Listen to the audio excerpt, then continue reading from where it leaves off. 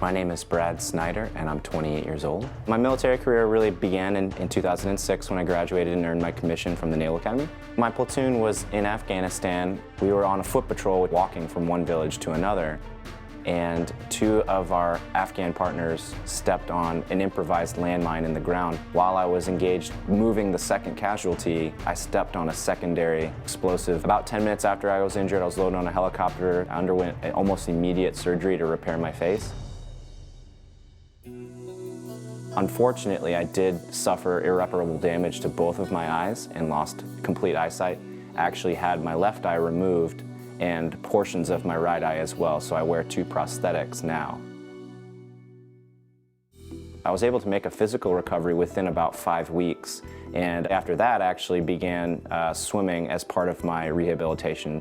I adopted my strokes so that I always have a hand in front, so if worst case scenario I miscount and I crash in, at least I catch myself with my hand and not my face. The second element that aids blind swimmers is that either a coach or a teammate will stand on the side of the pool with about a 5-foot-long pole with a tennis ball on the end, and as you approach the wall, they're called your tapper, will tap you on the back to let you know that you're approaching the wall and that you need to execute a turn. And it kind of just escalated from there, and one rung of the ladder at a time was able to gain a roster spot on the Paralympic team and was able to, on my first try, make the national team in the 50 free. Really started to dream big. What kind of crazy timing is that where I would get injured and it's also an Olympic year, so I'd have an opportunity to almost do a Paralympic crash course.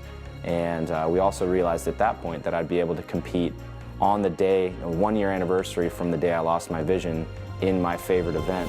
So on the 7th of September 2012, instead of being in Afghanistan, I was in London now, competing in the 400-meter freestyle. I knew that I had executed a really great swim. When I was on the podium and I was able to hear my family cheering for me and I was able to hear the national anthem being played, what that meant to me is that, you know, I was now able to go back to service.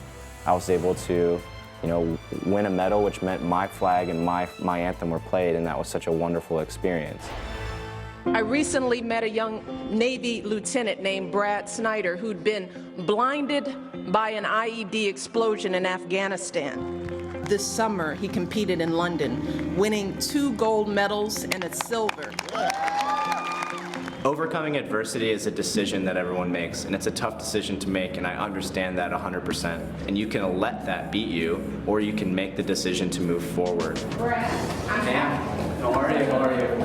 Thank you so much. Oh, well, you know, I wanted to formally thank you for not just your service and, you know, your accomplishments as a Paralympian, but allowing me to use your story. I know I said that to you earlier, but, you know, you are such an inspiration to so many people. This gold medal represents the fact that I was able to beat my disability. I was able to turn my life around and redefine myself in a big way, and was able to find success in a new realm. And it's a great thing for my family and I to kind of rally around and know that we're going to be as successful and as happy as I was before, you know, I lost my vision. We're here at the historic Annenberg Community Beach House in Santa Monica, California. Oh, wait, gotta go get the ball.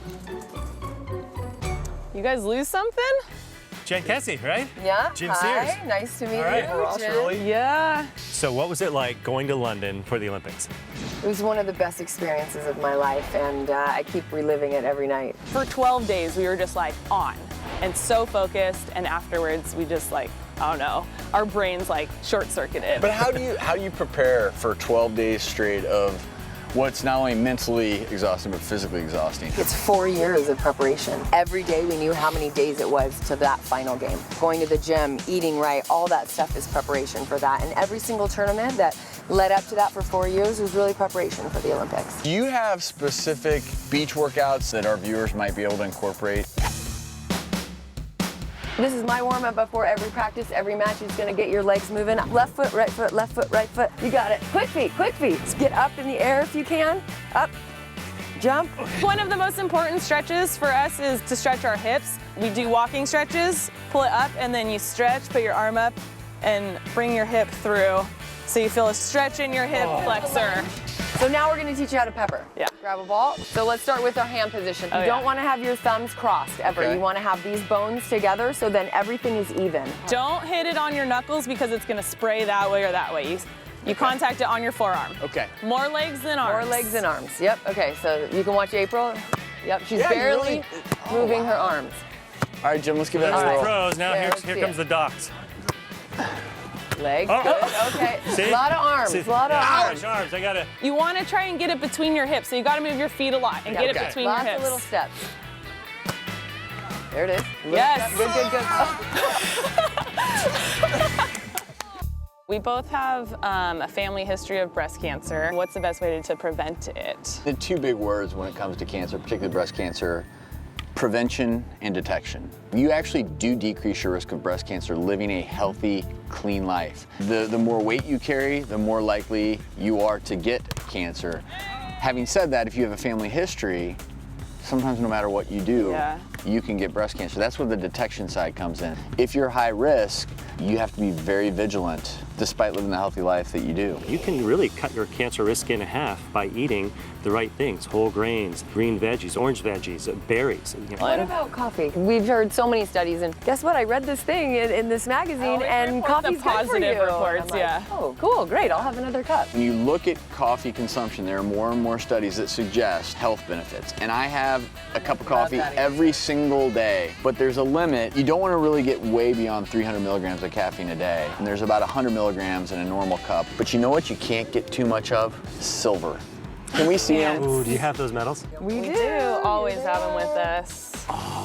Dun, dun, dun, dun. Ooh, can I touch I it? don't want to You get sand can. on them. Oh No, my that's God! all right. Look at that This thing. is my first ever Is it really? look at an Olympic medal. It's so heavy. It's so Yeah. heavy. Thank you both for hanging out with us today. And Thanks for answering our Absolutely, questions. Thank you. that was a lot of fun.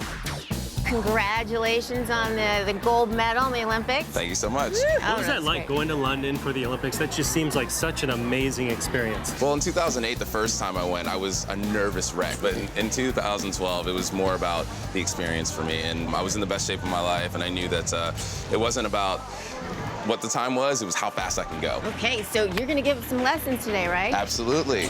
We're trying to really change the perception of swimming because a lot of people think of it as a hobby and a sport, but it's also a life skill. When you live in other countries that are surrounded by water, it's learn to walk, learn to talk, learn to swim. That's how important it is, and we need to change that to a priority in the U.S. because kids are drowning. Under the age of 14 is the second leading cause of accidental deaths next to car crashes. So swimming is a big deal. At the age of 5, I almost drowned. 20 years later, I become an Olympic gold medalist, and that's why I work with the Make a Splash initiative, USA Swimming Foundation, and Phillips 66. I've actually taken the first step towards getting kids water safe. All right, there you go. Now it's time to get in the water. Good, fast. Let's go. Ta-da. Good. Down and around. Very good. Around. Good. 3, 2, 1.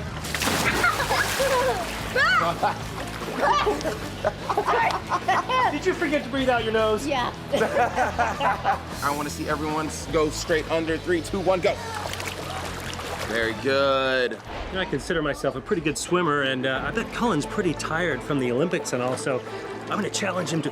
Hey, Cullen, what do you say about a race? Sounds good to me. All right, he's going down. Hey, kids, let's race Cullen, all right? You guys ready? You All right, here to the other side and back. You guys ready? guys good with that? All right. On your mark. Get set. Go.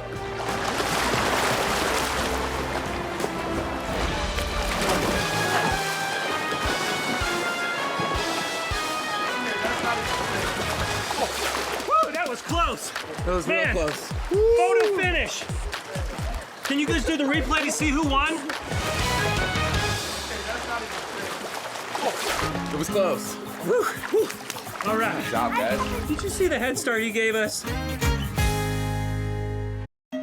Learning the new life skills as a blind person are very, very challenging. I had to find a way to utilize a lot of the blind technology that's available through the VA. Eventually, I started to feel very comfortable with the fact that, yes, I'm a blind person now, but I know how to do the things that I'm supposed to do. I can do all of my own laundry, but a huge roadblock comes when I have to turn the knobs to the right thing. So my brother and I, we've attached furniture pads to where the arrows are so I can just line up the furniture pads, and then I know how to run the cycle for both the washer and the dryer. So you'll see there are furniture pads on the microwave as well. I can run the microwave from here.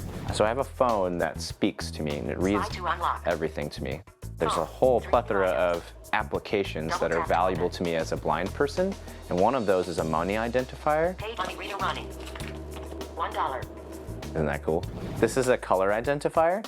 Dark, blue, black. And then if I ever need to attempt to color match, I can use this to find out what color stuff is, and it's really very helpful. I'm blind, but I'm not dead. Each day that I get to wake up at all is an advantage, and I use that perspective to move forward. And I think that anybody going through one of those experiences where it's hard to redefine your life and you don't really see the way forward, I challenge you to just find things that you enjoy that will motivate you day to day, whether it's swimming or track or just being with your children. Flip your perspective and go day by day. Carmelita, it is so great to meet you. I mean, it's just amazing that you are the fastest woman in the world. What does that feel like?